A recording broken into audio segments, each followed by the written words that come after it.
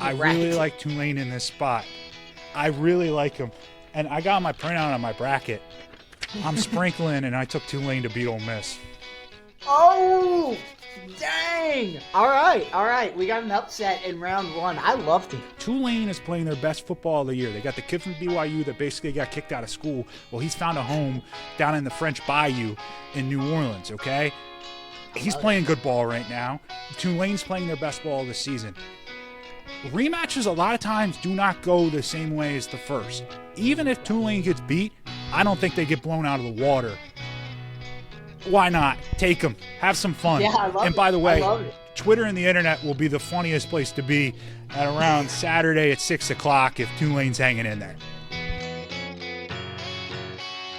Ladies and gentlemen, welcome back to the Hammy Show. We've got a very, very special guest, one of my dear friends, a sports media buddy from the University of Georgia, hailing from Selbyville, Delaware. This is Patrick Cassat with Delmarva Sports Network, the man, the myth, the legend. Thanks for coming on, brother. This is going to be awesome. We're talking ball. This is the best time of year, Hammy. It is. It really is. You can't complain when you've got playoff ball. You've got the NFL every Thursday, every Sunday, every Monday. We have it made right now. It is absolutely perfect. All is right in the world. But we're going to talk college ball today. And we have the playoffs, and I want to get all the reactions, all the preview, all of that done. But I want to start by asking you a series of questions on contenders or pretenders. And we're just going to do 1 through 12, who's the true contender in the national championship race and who's a pretender. First up, number 1, Heisman winner at quarterback, Curt Cignetti, has led this team to unprecedented heights. Indiana, contender or pretender? They're a contender for sure, right? I think they proved to everyone that after the Ohio State game that they can play with the big dogs. Because last year, look, Indiana, they would run up the score against a bunch of little opponents, but then when they played the big dogs last year, it went worrisome. Mendoza's for real. Indiana's for real. Cignetti is the real deal. I totally agree. I think Mendoza has absolutely just been – I mean, I think he's the best player in the country. I think the Heisman should have gone to him. All of the drama with Diego Pavia, whatever, Mendoza's the best player in the country, and you can't really argue it, in my opinion. Yeah, 100%. I mean, especially what he did in that Big Ten championship. He goes down, has to go out on the first drive of the game. I thought they were done, but Mendoza comes back in, and he won the Heisman that night. Yeah, he did. So that brings us to our next team, number 2 in the country, who just lost to Indiana in the Big Ten championship. Is Ohio State a contender or pretender? For sure. They're a contender. I think 1, 2, those are your 2 contenders in the Big Ten. Ohio State, Ryan Day, he figured it out last year, right? They did step number 2, and that was finally beating Michigan. It turns out beating Michigan this year might have not been as bad as we think or as hard as it was, considering they had all the other stuff going on in the program. But for them, that was a big win. Then they laid the egg. We saw what they did last year when they laid the egg to Michigan. They came out and they beat the brakes off of Tennessee. And I didn't forget because I took Tennessee in that game last year. Ohio State's for real. They have the best wide receivers in the country, and they have a guy that can throw the ball to him. Julian Sayin is an upgrade over Will Howard from last year. Let's not forget, Will Howard forgot how time works last year in the game against Oregon, and they still won a national championship. But Julian Sayin, he is better than Will Howard, and he can actually throw the deep ball. Yeah, I totally agree. I mean, I think if Mendoza was never born, Julian Sayin is the second best quarterback in the country. He is the most accurate quarterback in the country, and he's got the 2 best weapons in the entire country. And then you go to the defensive side of the ball. I've said this multiple times. Caleb Downs is the best defensive player in college football, and maybe for the argument is Arvell Reese at linebacker. They are absolute studs. They're an insane brand of football. They're good. They're in it to win it, and I'd be scared to play Ohio State. 100%. I think Georgia should be looking at that semifinal matchup because it didn't matter if Georgia got 2 in the rankings or they got 3. They were destined to meet each other, and I think that might be the best game that we see all tournament. Yeah, I totally agree. So, number 3, Georgia. Contender or pretender? Contender, for sure. You talk about getting the monkey off your back. Ohio State finally beat Michigan. Well, how about Georgia beating Alabama? And they didn't just beat them. I mean, they went belt you-know-what. And so for Georgia, that's a huge win. I think because their defense is finally turning the corner, they're legit. They had looked really shaky early in the year. middle of the year where the defense was playing catch up, it felt like every game. Defense is finally settled in. I trust Gunner. I know Gunner isn't the prototypical NFL-style quarterback, but he reminds me a lot of Stetson Bennett, because Stetson Bennett was a really good college quarterback that you shaped the offense around, that you didn't have to put all the pressure on him. Same thing's true for Gunner in the running game at Georgia. I'm not so sure Gunner's going to be the best professional quarterback, but he's damn good fit right now in Athens, Georgia, and I think they can go all the way with him. Yeah, I think that moment he had against Tennessee on 4th and 7, dropping it in a bucket to London Humphreys, was kind of like what you would if he won the Heisman. That was his Heisman moment, but like 100%. It was still his highlight of the season. His legs are such a threat. Georgia's run game is so much more improved as compared to last year when it was just abysmal. I mean, we had no run game presence once Etienne got kind of hurt. Nate Frazier was a freshman, but Chauncey Bowens, even Cash Jones, as much flack as he gets, I think that run game is tenfold better than it was last year. Cash Jones, way better football player than public speaker in a communications class. I can tell you that for sure. I love it. Cash Jones out of the backfield as a receiver, better than he is a public speaker. I like it. 100%. And that's all I'm going to say. I love Cash, but that will be one of my favorite college moments ever. That's all time. That's a story for another time. But yes. All right, so this is probably where we get into the actual question marks. I think everybody has those top 3 teams as the serious contender, maybe that upper 100%. Echelon top tier. But Texas Tech, the last team that gets a bye in this playoff, are they a contender or pretender? I think they are a contender, and it's because what they did to BYU the second time. I'm taking a lot out of the conference championship weekends because I think a lot of the top teams had to put up or shut up, and a lot of them did put up, right? And so for Texas Tech, they proved the defense is legit. I look at their Arizona State game, I look at that more as an anomaly. And, of course, that could happen any given week, especially when you're playing against, the top teams in the country now. But I think their defense is legit enough that they can hang around with anyone. And then if you give that offense and the Red Raiders a little bit of explosive, I think they'll hang around. Yeah, I do too. I think that defense, that front 4, and really the front 7, that linebacker core with Jacob Rodriguez leading it, that defense is suffocating. I mean, I think it's funny that the game of college football has transitioned to such an offensive, led game, I guess. But if you look at this year's playoff field, the defenses are going to be the ones that make the difference. The defenses will win championships. I think Ohio State's one of the best defenses. Texas Tech, Oklahoma, those 3 teams are, in this thing because of their defense. I mean, Ohio State has an offense to partner it, but right. Texas Tech and Oklahoma, those defenses have gotten them to where they are. I think Georgia's defense has come on as of late and put them into a serious contender conversation. So I'm all in on the Red Raiders. And I think for the defensive categories, there is fewer elite defensive players in the country than there is really good offensive players. And so that means some of these offensive teams, they can go score points. But if you can get that elite defense, they are way harder to find. And what Texas Tech did, they took that oil money and they found defensive players, and they did a really good job of doing it. Yeah, they did. Joey McGuire has been a godsend in Lubbock, Texas. I just love the whole dynamic of what's going on at Texas Tech. The question marks of whether they would have a culture or not, because everybody was a first-year player at Texas Tech thanks to the transfer portal. Dude, they have one of the best cultures. I got to meet Jacob Rodriguez at the Bronco Nagurski Trophy ceremony, and holy cow. Yeah, you were boots on the ground, Hammy. Yeah, boots on the ground. It was awesome. I mean, Caleb Downs. Who else was there? I can't even remember. Cassius Howell from Texas A&M. Leonard Moore from Notre Dame. It was legit. Awesome event. They put a great show on. But Jacob Rodriguez is like the antithesis to Diego Pavia. Like, he is all about Texas Tech team. He is big team, little me, team over me, whatever you want to say. He's the antithesis to Diego Pavia. He was nothing about that individual award. He wants that college football playoff national championship trophy in Lubbock, Texas, as come late January. Moving on down the list.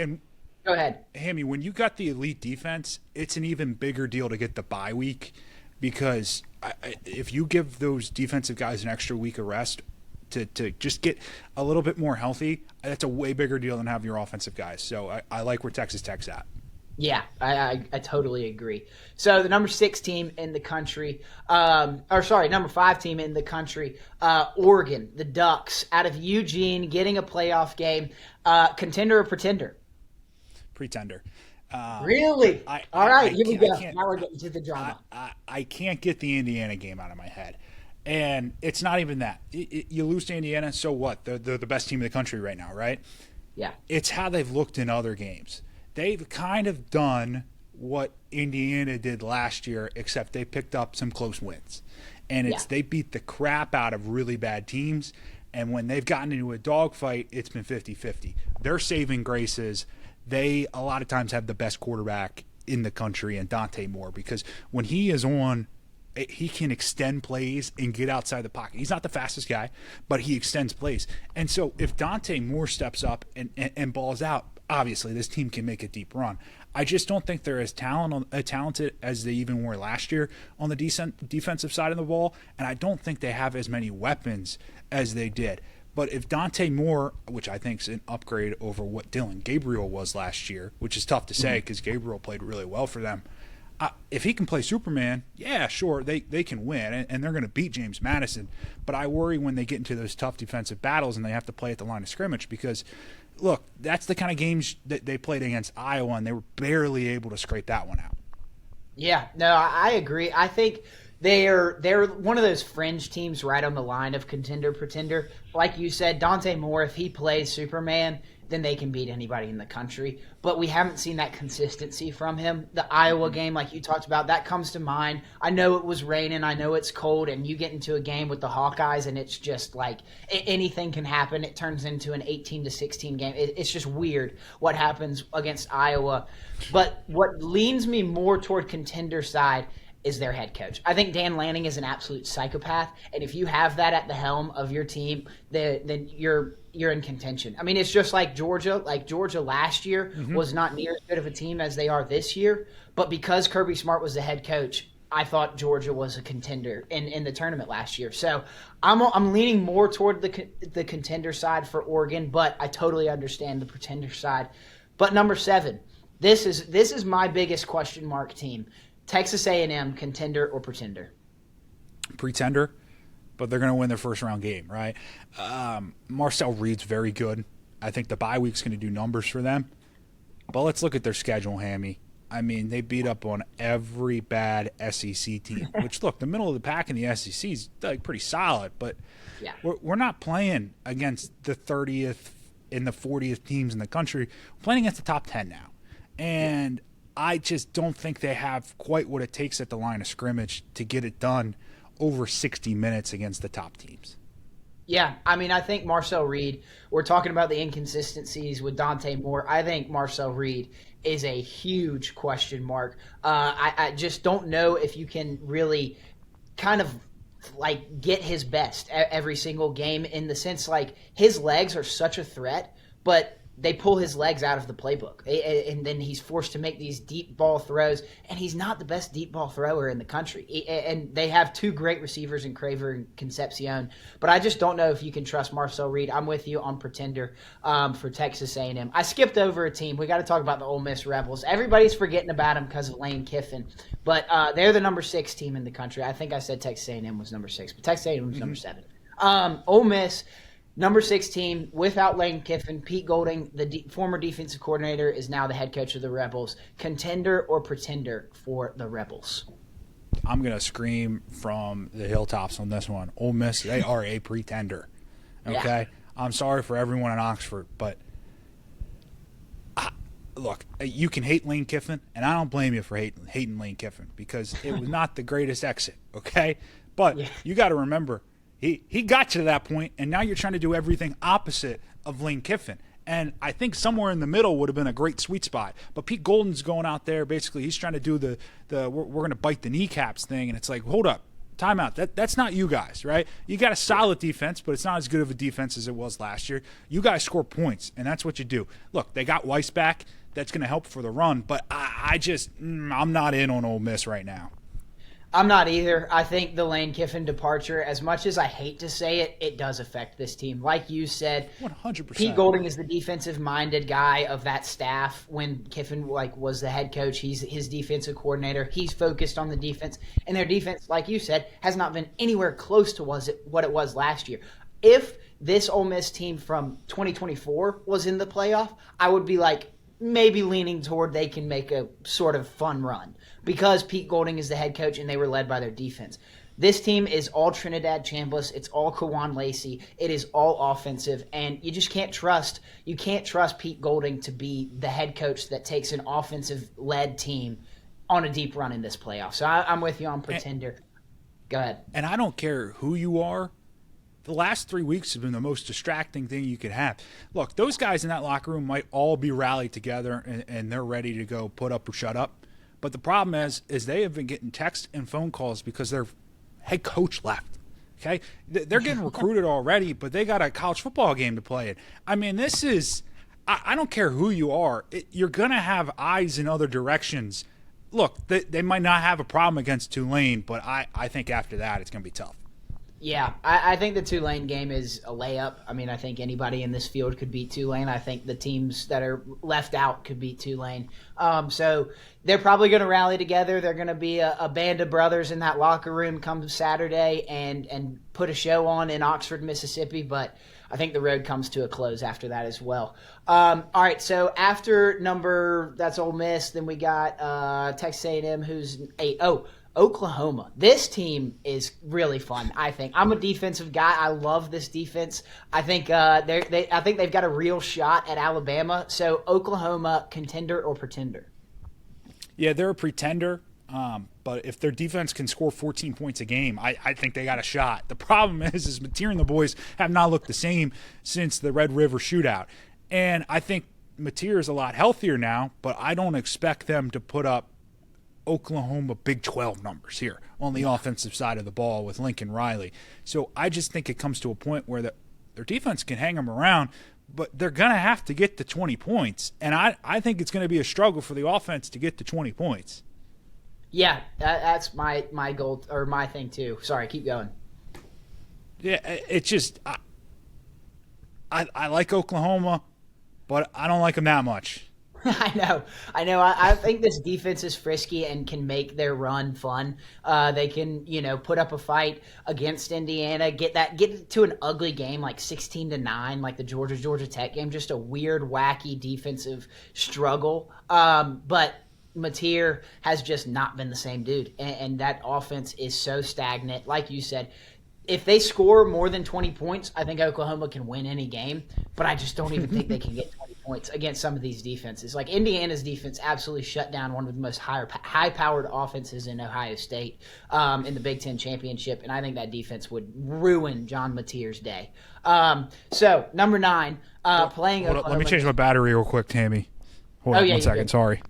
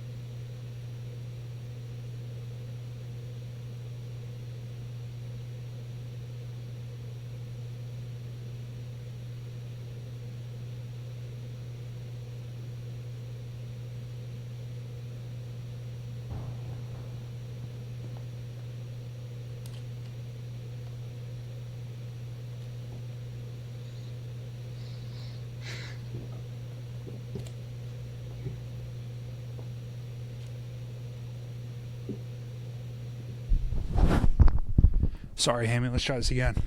No, you're chilling. Where were we? Okay. The number 9 team in the country, you got Alabama playing Oklahoma tonight, Friday night, first round of the playoffs. Alabama looked terrible against Georgia. Is the Crimson Tide a contender or a pretender?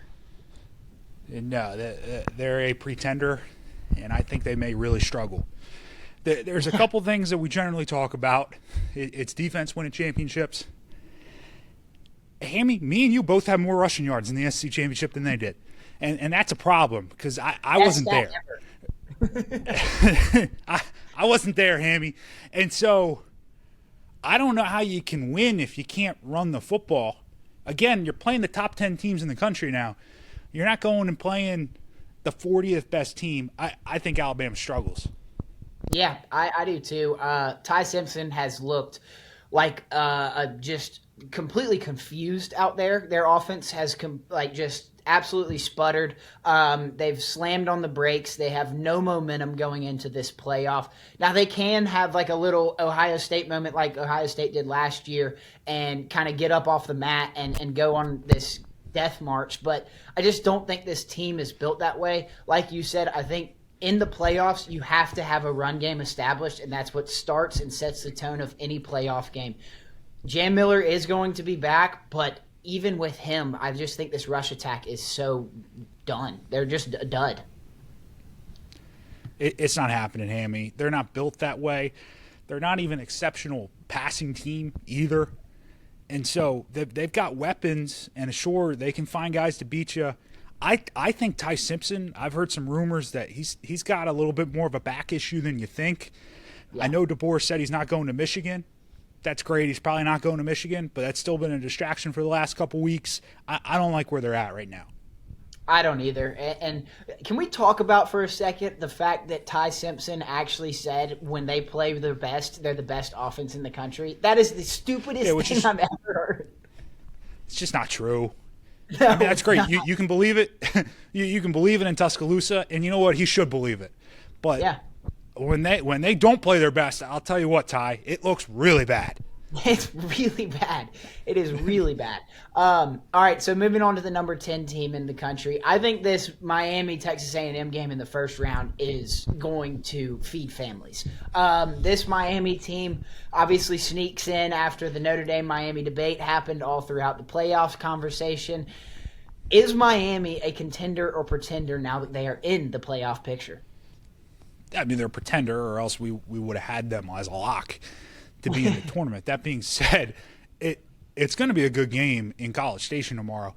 I think Carson Beck and what Miami did when they went on the road and they put it to Pittsburgh, because that was the most natural Miami Hurricanes letdown spot that could ever happen. They go north at the start of winter. It's what happened to Carrier Dome and Syracuse last year. It cost them their season with Cam Ward. They go north to Pittsburgh, and they had the boys rolling, okay? Tony, I think, is probably one of the best wide receivers in the country, even though he's a freshman. He can single-handedly keep you in a game. Beck's got something to prove. That being said, they're going to have to rely on their run game because that's when Carson Beck's their best. And it's going to be loud with, 117,000 tomorrow at noon in College Station? It's going to be wild in that building. Kyle Field is one of the most electric stadiums, and the fact that they're getting a home playoff game. I know you don't want to lose to your rival, but I think the Aggie fans are sitting pretty, and they're enjoying themselves after that loss to Texas. And they get this home game. I mean, it's going to be insane. Yeah, and they got their bye week by not having to play in the SEC championship, so it works out for them. It's not the end of the world. No, not at all. Like you said, Carson Beck, he's a question mark. We saw it at Georgia. We've seen it earlier in the season, the 6 interceptions in those 2 losses. Yes, he's played well in the closing out of the season, but they were playing nobody. The ACC is a god-awful conference, and there's no competition in there. Like you said, I'm a huge fan of Malachi Tony. That kid he's a freak, and he could be a game wrecker. He could pop off. But I just don't see them making a deep enough run because they're not deep enough in their roster. I think they've got some studs on their starting lineups, but past that, it's just too much of a question mark for Miami to be a true contender to me. But 100%. Moving on, number 11 in the country, which is wild, a number 11 seed, I should say, the Tulane Green Wave. Hailing from New Orleans, Louisiana, is Tulane a contender or a pretender? Pretender. Next question, Hammy. Yeah, let's get through these next 2 quick. JMU, contender or pretender? Yeah, they're busting out there. No, Pretender, let's go. There we go. Okay. All right. We're mainly on the same page. I'm leaning more toward Contender for Oregon, but other than that, I think we're on the same page here. I think most of America is probably on that same page as well. Okay. So let's talk about a college football playoff bracket. I know we just went through Contenders and Pretenders, but who is winning these first round games starting tonight and throughout tomorrow? Hammy, I liked Oklahoma when they went to Tuscaloosa. So you damn sure know I'm going to like Oklahoma when they're in Norman tonight. I think they can get it done. Night game. I like Oklahoma in this spot. I think there's a real question do we have to start asking. Is Brett Venables a better coach in the NIL era than the guy he came from in Dabo Swinney? I think so. Yeah, I mean, I don't think it's an argument.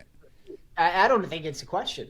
I mean, even in his first year there, he goes and gets Dylan Gabriel, and Dabo still had yet to touch the transfer portal. And Oklahoma was a legit team that year. I think Brent Venables is a better coach right now than Dabo Swinney. Keep going. Yeah, but then, I mean, if I'm a Clemson guy, I got to argue that, Clemson was the original NIL in God's name, image, and likeness. So it's tough. I mean, he did kind of invent it. True. There you go. I love it. All right, so that's the 9-8 matchup, Oklahoma over Alabama, Patty bracket. Let's go to Miami, Texas A&M, the other big one this weekend. Yeah, I got A&M. I'm going to lay the points. I kind of went back and forth. I shouldn't say back and forth, but I did think about this. I just think it's a natural get-right spot for A&M that's going to be tough on a noon start for Miami. I think it's going to be a really fun game, a close one, but I do like A&M. And Marcel Reed, I like their offense right now better than Carson Beck in the U. I do too. I think, like we said in the contender-pretender argument, those two receivers for Texas A&M are insane. Concepcion and Craver have been godsends for the Aggies this year. I know Malachi Toney is a blessing in disguise for that Miami team. Nobody really knew. He kind of came out of nowhere as a freshman. But like the Texas A&M, you've got two of them. I mean, I think those dudes, put up just as good of numbers as Toney does. Marcel Reed is the better quarterback in this game. And I think, this game is going to be one in the trenches. I think both of those defensive lines are insane. Cassius Howell on Texas A&M, Ruben Bain on Miami.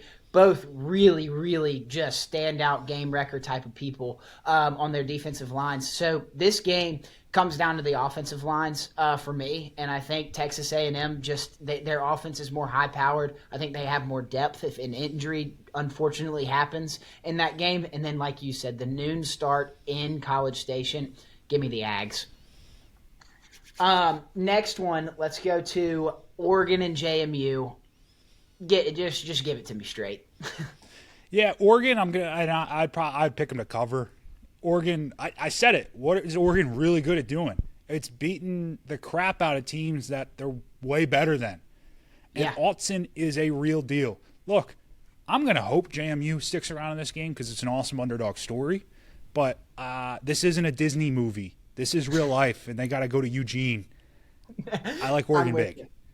Yeah, I do too. I'm taking them to cover. I mean that there's not a spread less than 5 touchdowns that I probably would. I mean, I'm thinking this is like a 40-point win, dude. I would be scared to touch it if it was like 34.5.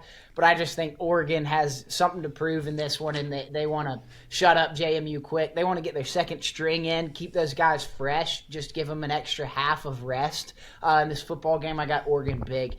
Then the other cupcake game. Can't believe this is happening. A rematch between Ole Miss and Tulane. Give me your pick. Yeah, Hammy, I said it. Tulane's a pretender. That being said, I actually really like Tulane at 17.5. I'm way out on Ole Miss, Hammy. I'm way out on Ole Miss. I don't think Pete Golden's a good head coach. And he hasn't coached a game before. And now he's got to put up or shut up against a guy right now for Tulane that took another job and his popularity rating went up. Okay? I don't know how that's possible. But Summerall left and he got more popular in New Orleans. Okay? Yeah. That team's all in. Out of what I saw in the conference championship game, look, I am not saying that North Texas and their offense is just as good as Ole Miss, but North Texas was the best offense in the American. The American consistently had teams ranked 20th to 30th 30th in the country, which would be the middle tier of the SEC. Ole Miss struggled against some of the middle tier of the SEC. I think Tulane can fit in. That's, of course, assuming they play well. Okay? I really like Tulane in this spot. I really like them. And I got my printout on my bracket. I'm sprinkling, and I took Tulane to beat Ole Miss. Oh, dang. All right. We got an upset in round 1. I love to hear that. It's a green wave, Hammy. It's a green wave. Green wave. You're riding the wave. You're riding the wave. I love it. I got Ole Miss, but also, I get the Tulane argument because the question mark of whether Lane being there or not affects this team. I think it has to. I mean, it does. And I'm taking Tulane to cover the 17.5, but I'm taking Ole Miss to win. Go. Because Tulane, here's the thing. We talk about rematches. Hammy, I take you back, 13 days ago when Duke played Virginia. And they win, they get in. Virginia beat the crap out of Duke in the regular season just a couple weeks before. Tulane is playing their best football of the year. They got the kid from BYU that basically got kicked out of school. Well, he's found a home down in the French Bayou in New Orleans, okay? He's playing good ball right now. Tulane's playing their best ball of the season. Rematches a lot of times do not go the same way as the first. Even if Tulane gets beat, I don't think they get blown out of the water. Why not? Take them. Have some fun. Yeah, I love and by the way, it. Twitter and the internet will be the funniest place to be at around Saturday at 6 o'clock if Tulane's hanging in there. Oh, my gosh. I can't wait to see Ole Miss fans' reactions to Lane Kiffin's. I hope he goes live during the game. I hope he does like an Eli Peyton Manning broadcast. Like that, it would be at hilarious. The Pilates studio. Yeah, from the Pilates studio in Baton Rouge. It would be all-time electric. Okay, so let's go full bracket prediction. I know you got it printed out next to you. Let's stick with the Tulane game. They would be going to play Georgia in the Sugar Bowl. Their hometown, not home stadium, but hometown. Tulane, Georgia, go. Yeah, you take Georgia there. That's when the Cinderella story would, quote-unquote, I think, come to an end. But if you're Tulane, I think you'd sign up for that every time. And by the way, even if it's Ole Miss advances, I'd have Georgia to win. Yeah, I think so too. I think that even you could call Ole Miss's run without Lane Kiffin a Cinderella run, just because of how different this team is going to look. And I think that Georgia would handle either one of those teams, whoever comes out of the 6-11 game. But moving on to the number 2 seed, I love this game. Ohio State, Texas A&M. I think this one, another one that's going to feed families. This is electric factory. I don't have Ohio State losing 2 games in a row, but I want to hear your take on Ohio State, Texas A&M. I go with the Buckeyes. I think they'd come out ready to play, but this 2 versus 7 is exactly why we signed up for a 12-team playoff, is so we could get matchups like this that are juicy, that the 7 seed could legitimately beat the 2 seed, and that could happen. So I'm still picking the Buckeyes. I'm going chalky there, but you know what? Marcel Reed and the boys, maybe they got something in the water, because that game's going to be in Texas. Yeah, I know. The Cotton Bowl. I mean, that one's going to be exciting. I think obviously the Texas A&M fans are going to travel. They've got more money than God. There's oil money in College Station, just like there is in Lubbock and Austin and Dallas, and so they're gonna be out in Jerry World.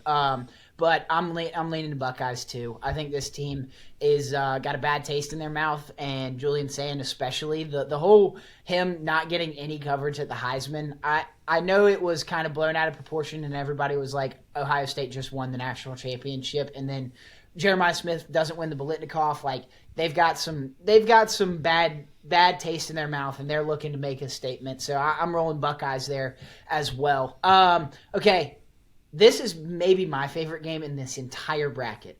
Oregon and Texas Tech. I think this one, I don't know what to think on it. I can't get a read on it. I love this Texas Tech team, and I know you're not big on Oregon, but I think this 4-5 matchup is electric.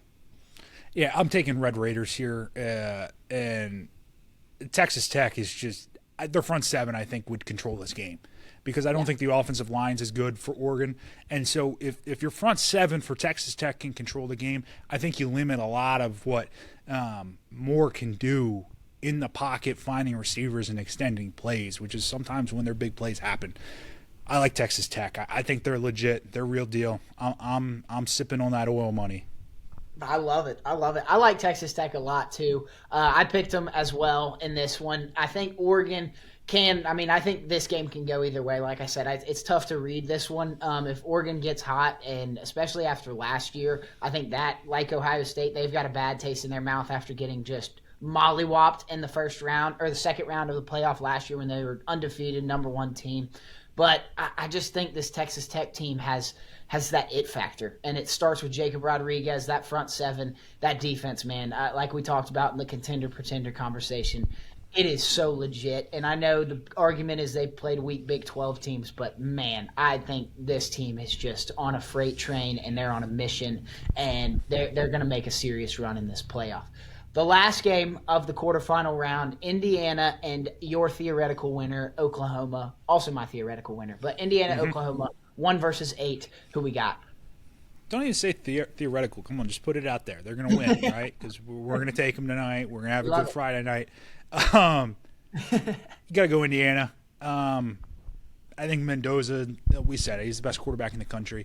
I love what Cignetti's cooking up there. I actually love it. I love that he's kind of like standoffish and he just has these like one-liners. I think it's great because you're at a program like Indiana where you're just playing with house money. And they're going to go in next week. They're going to play with some more house money because people still don't believe them. They still don't trust them. There's people still saying Ohio State is better, which maybe they are. Who knows? But guess who beat them on the football field 2 weeks ago? It was Indiana, and they did it pretty convincingly, especially there in that second half when they shut out the offense.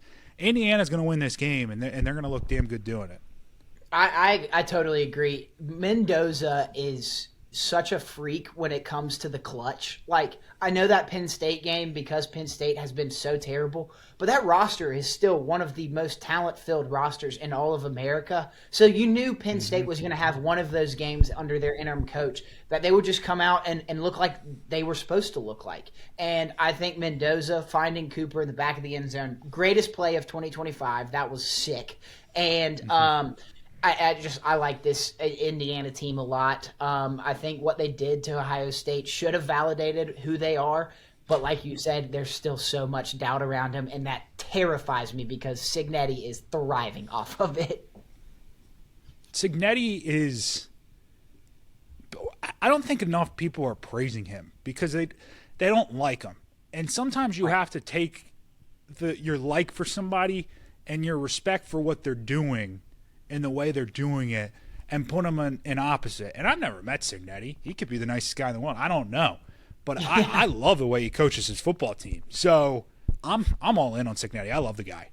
Yeah, it's funny because, like, everybody is looking at Indiana as, like, this cute, story. They were the worst program in college football history until Cignetti got there, and nobody's buying into the Cignetti. No, they're a legit team, and while everybody thinks they're this lovey-dovey, cute little story, now they're playing the villain role. Like, Cignetti has that mentality. He doesn't have the meanest dude at quarterback. In fact, Mendoza might be the nicest person on the face of the earth. But they are kind of taking on this villain mentality, in my opinion. Or at least Cignetti is. And I think that team is really thriving off of that. I think that's the best type of coach is when a team takes on the personality of a coach. Yeah, and he took all the guys that the top teams didn't want. And he said, this school doesn't believe in you, this school doesn't believe in you, this school doesn't believe in you, I believe in you. And he just made an all-star team of all those guys. And you look at it and you go, wow, well, that makes a lot of sense. Just take all the next best guys, you put them together, no wonder they're good. Yeah, exactly. I mean, their wide receiver core is up there with the Ohio State wide receiver core, the A&M wide receiver core. I mean, Surratt is insane. Like, this Indiana team is so legit. I think their defense is not – they're probably – Indiana is my least questioned team, and I think that's probably a given. They're the #1 team in the country, but I think there's no question marks at any position on that roster, and that's what separates this Indiana team in the Oklahoma game and really in this field as a whole. Let me get this one up. All right. Then we got who do we have? That's it on the quarterfinal round. Semifinal round, Indiana and Texas Tech. Let's go. I like Texas Tech. I'm banking on their front seven to make a run here. I am. I'm banking on it, Hammy. I'm banking on the front seven. And it's not. This is not anything against Indiana. It's just I'm going all in on the Red Raiders. Yeah, I don't blame you. I mean, how can you not? It's a fun way to do it. Let's have a little fun, right? This is what football is for, to have fun. It's not a job. We just get to call it a job because we get to talk about it and get paid. No, it's fun. Amen. And Texas Tech is the fun pick right here. I love it. I don't know which way to lean in this game. I'm not taking it, Hammy. Hammy said no. As fun as it is, I'm going Indiana. What I just said about Mendoza, that defense, the wide receiver core, Signetti, I'm going Indiana.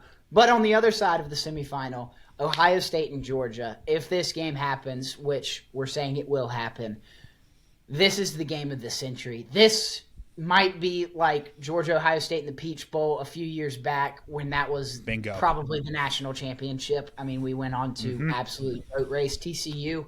And Ohio State would have done the same. Yeah, insane. But give me your pick in this one. Yeah, I think we're going to be on the same page here. I like Georgia. I think until 2 weeks ago, I probably would have maybe leaned Ohio State. But in conference championships, they couldn't have looked more separate.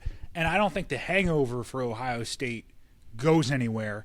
It's just more so the light bulb went off to everybody else that said, okay, these guys are beatable. They're not the best team we've ever seen, right? This is not 04 USC and all these teams, right? And so there is ways to get after saying, make them uncomfortable, limit the run game. And because Georgia's defense is playing better, I have more confidence that they're able to do that. I think it's going to be an absolute dogfight no matter who comes out of that game, though. Yeah, I do too. I mean, it terrifies me as a Georgia fan because this Ohio State team is something special. If they were to win the Big Ten championship and go on a run the table, win it all, they would be in that conversation for one of the best teams of all time. With the 2019 LSU team, some of those old school Miami teams, like this team is so talent-filled, but I'm with you. I got the Dogs. I think, like we said, with the coaching thing, like you've got a guy in Kirby Smart that is just – he's a psychopath, and that's what you want as your head coach. We've only played Ohio State once, and Kirby had his number. I mean, the game we go back to in 2022, the Peach Bowl, the timeout that we called to save the fake punt, like those little moments are the difference between Kirby Smart and Ryan Day. Like he can read your mind. And everybody talks about how Kirby Smart against Alabama, he's not been good, whatever, because he has this over-aggressive like sense to him and he does these stupid things like the fake punt in 2018 or going for it on fourth down in the regular season game. All of that, whatever. It's not that Bama was the problem and he was doing this over-aggressive stuff then. No, he is over-aggressive every single time. He's the Dan Campbell of college football.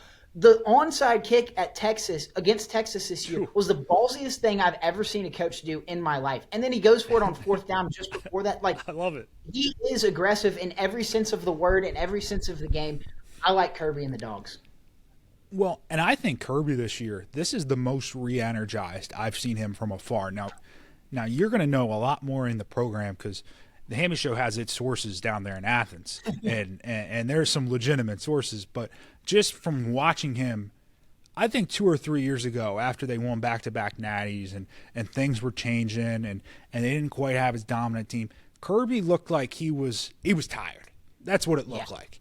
And now this is the most re-energized I've seen him. He looks pumped up. He looks like he's genuinely loving this team and what they're doing week in and week out. And that's when Kirby's at his best.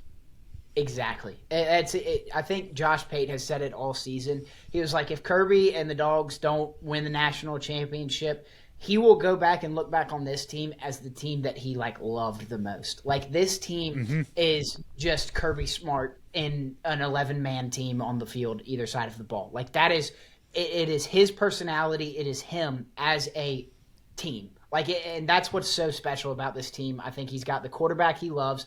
That quarterback, obviously, in Gunnar Stockton, fits the Bobo offensive scheme perfectly. The screen passes. You have the best screen pass receiver, best screen pass player in all of college football in Zachariah Branch. The run game has come on, and Kirby always wants a strong run game. And now this defense has come on. So I just think This Georgia team it's fun. This is a fun year for this Georgia team. But it's awesome. Enjoy every moment of it. Exactly. We are here on the Hammy Show, and I know you are from up north. It's every Instagram story after every game. I love it. There we go. Okay, so pseudo-national championship, Indiana and Georgia. This one is crazy. I've got Indiana and Georgia. You've got Texas Tech and Georgia. Who do you have, Red Raiders versus the Dogs?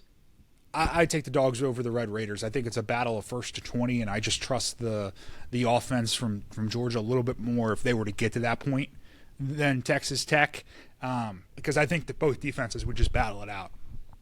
Yeah, no, I think these teams are obviously Texas Tech is defensive led, and I think this Georgia team is turning into that defensive led team. C.J. Allen is maybe the greatest leader of a locker room in college football. The clips that are coming out on social, dude, the clips that are coming out on social media of him with those guys, with the linebacker room, before the game, in the huddle, in the locker room at halftime, whatever it is, he's got it. He's got the stuff. He's starting to remind me of Roquan a bit. Yes. Like, there was this conversation last year, like after Dumas Johnson left and CJ was a sophomore and he had taken his spot and JDJ went to Kentucky, all that nonsense. And then he didn't have the best year. I just think, Jalen Walker and Michael Williams were kind of the stars of the show, and CJ was behind the scenes doing everything right. He was doing everything right, but he just wasn't the spotlight. This year, he's the spotlight. He's starting to look like that Roquan type of player. The Nakobe Dean, maybe. He's got that speed, the smarts. He's got it all. I love him, and I think he's a difference maker in this playoff run for the Dogs. We're both going Dogs for the national championship. I love it. You can't not love it. It's awesome. We're gonna do it. We're gonna do it. Okay. So next segment, we're gonna talk about some of the best players to keep your eye on in this playoff. I've got a few, but I want to hear maybe a couple names that could really kind of shake up this whole playoff. Well, I think it starts with Texas Tech when Rodriguez, right? He's going to be the X factor. Can he continue playing at the high level that he is? He can help carry them to a run. For Ohio State, I'm talking in the contenders bracket that we had. And Ohio State, It all comes down to Julian Sand. Can he get the rock to his wide receivers? I don't think that's going to be an issue, but it comes down to how well he can play. I think for Indiana, I don't worry as much about Mendoza as I do their defense and their front seven, because they're going to get punched in the mouth. Every time this year when they've gotten punched in the mouth, it has not been an issue. So I still think that's going to be the biggest concern for them. For Georgia, it all comes down to Gunnar Stockton and how he plays. And a lot of times, luckily for him, even when he has a bad game, they can normally find a way to win. So I like that. I like that for those contenders.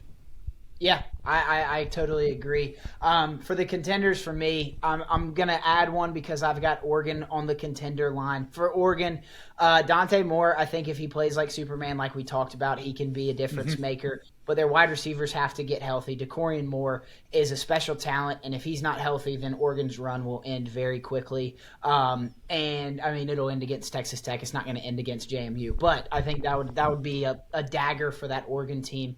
Ohio State, I'm going Jeremiah Smith. Julian Sand obviously has to get him the ball, but Jeremiah Smith, just do Jeremiah Smith things. And if he does, then that Ohio State team can go win the whole thing. I mean, he's the most athletic, talented player in the country, in my opinion. And if he does that in the playoffs, then they might just win it all. For Georgia, it's Gunner, but it's Zachariah Branch as well. Like, the screen games are such an important part of this offense, and if Zachariah Branch is keyed by these defense, then Georgia's going to have tough sledding. If Zachariah Branch is found in the screen game day in and day out in this playoff run, then he's the most electric player when it comes to yards after the catch. Zachariah Branch, if you will. I love that one. That's a Brooks Austin special right there. Texas Tech, like you said, I think it's Jacob Rodriguez. That defense, he's the leader of it, and that's their separating factors, that defense, and he's their guy. So it's got to be Jacob Rodriguez. You could say Baron Morton. If he gets healthy, then their offense turns into something more special. But I really just think they're going to kind of lean on that defense and Jacob Rodriguez. And then for Indiana, I mean, Mendoza's the guy. I'm with you on the front seven has to be there for Indiana because they are going to get punched in the mouth. But their wide receiver core, like I said earlier, is a talented group. I think Surratt is a special talent. If Mendoza gets him the ball and he gets involved in that game, then Indiana will be a force to be reckoned with as well. So there's some players to watch for everybody. Let's go best bets and wrap this thing up. Give me some best bets, maybe some anytime touchdown scores in this first round weekend. Yeah, okay, so my two favorite this weekend, I love taking Oklahoma on the money line because it's a coin flip, so just take them on the money line, take them to win. I'm hammering Tulane because I already told you I'm sprinkling the money line there, so take them at the 17.5 and just hope that even if it doesn't go your way, you can get a back door. Here, though, we'll start with tonight. I'm taking Xavier Robinson to get a touchdown. Okay. I think it's time. He needs to step up. They need to get the offense going a little bit. Get it in Robinson's hands. I like him to get a touchdown tonight. I love it. All right, anytime touchdown scores for me, I'm going Malachi Toney. I think he's got to get a touchdown if Miami wants to stand a chance in this game. And he is probably the best freshman in college football. I think that's without question. He is so talented. I think Carson Beck finds him on, let's go like a 30-yard post route over the middle. He just gets it done against Texas A&M, gets in the end zone, and we cash that. And then another touchdown score. I think this one's a layup. I'm going to go give you two touchdown scores. I think both of these are layups just because this is how these offenses work. Kawan Lacey from Ole Miss, I looked at his odds. I think he's like minus 500 to score a touchdown anytime touchdown score.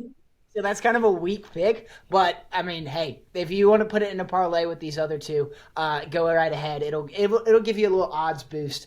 And then on the other side, or not on the other side, but in the other game, Oklahoma, I think Mateer scores a rushing touchdown tonight. Makes sense. That's what he's done all year. Yeah, it's been their bread and butter. It's the only rush attack that has worked for them. But Robinson, I like that too. But I'm going Mateer. Watch out. Touchdown. Watch out for Shaz Preston, Tulane, anytime touchdown score tomorrow. If Tulane's going to do anything, Shaz Preston has to get the ball. Okay, I like that. I think Retzlaff is probably a layup for an anytime touchdown score too. Especially if you get near the goal line. Yeah, I mean, he's got like 16 rushing touchdowns on the year, I think. Leads the country from quarterbacks, maybe. I could be wrong. Stat check me. But, so there's your best bets, some touchdown scores. Throw it in a parlizzle and make you some money because me and Patty are always right. We've never missed. Never. Patty, thank you so much for doing by the way, with me. I just hand up. Want to tell everybody I was all over Kennesaw State. They were down 27-0 before the first quarter ended. So we're going to bounce back. We need a huge bounce back tonight. Well, there's been worse things. At least it's I don't know. You're fine. We're gonna get back tonight. It's a get back game. I love it. But Patty, you're the man, dude. I miss you. You need to come back to Athens sometime soon. Yeah, I hope I can get down there, call a couple games, and then swing by, get a little live Hammy Show. Hammy Show to the moon, and I can't wait to break down some more brackets in the garage. I mean, that was one of my favorite segments. Every Tuesday, I'll go live. Hey, if you come to Athens, we'll get you in the CFP garage, and we're gonna be that's great. We'll make it happen. Yeah, but Patty, you're the man. I hope you're staying warm up there. What's the temperature? Today was actually 55. Oh, it's already snowed twice here though. Yeah, so all the snow melted now. We're good. We're good, and Christmas is, I think, going to be like 50 degrees. So not a big deal. Yeah, Christmas down here is supposed to be 75. So that's going to it must be nice. Must be nice. I mean, I'm not like looking for like 18-degree weather, but like give me a little bit of chill. Like I'm ready for some cold. I'm ready to throw on the Barber jacket. You guys have 6 weeks of winter down there. Yeah, exactly. Well, Patty, you're the man. This has always been fun. We will definitely do it again, and when you come down to Athens, we're going to do a live show because you're the absolute best. But ladies and gentlemen, that wraps us up here on the Hammy Show. We will see you next time. Thanks to Patrick Cassat, a legend in the game, doing everything in God's work and more for Delaware. And I just love Patty. I love Patty. We love Hammy. You're the best. All right, we'll see you next time, everybody.